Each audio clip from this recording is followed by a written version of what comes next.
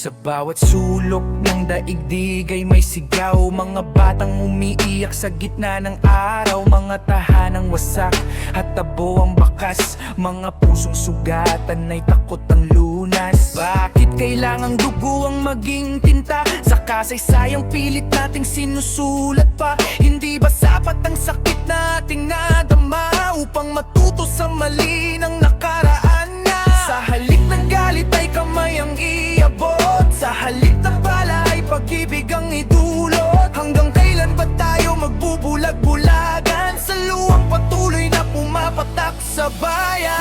Ano na ang nangyayari sa ating mundo? Puro tingga, apoy na lang sa ating ulo. Di ba dapat nakakaisa ang bawat bansa?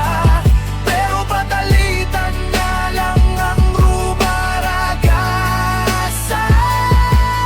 Mga lider na tila bingi sa hinain. Kapangyarihan ba ang tunay na mithin? Habang ang mahihirap ang siyang nadadamay sa labanang hindi nila ginustong mabuhay. Ang paniniwala man ay magkakaiba. Hindi ba pwedeng respeto ang maidala? Iisang mundo lang naman ang ating tahanan. Bakit winawasak sa sariling kamay naman? Kung ang galit ay apoy na sinisindihan, kapayapaan ba'y tuluyan ng iiwan? May pag-asa pa bang maghilom mga sugat kung tayo mismo ang patuloy na gumagaya?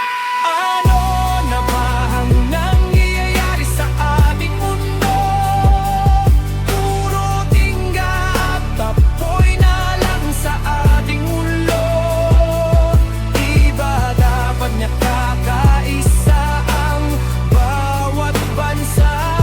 Pero batalitan na lang ang rumaragasa.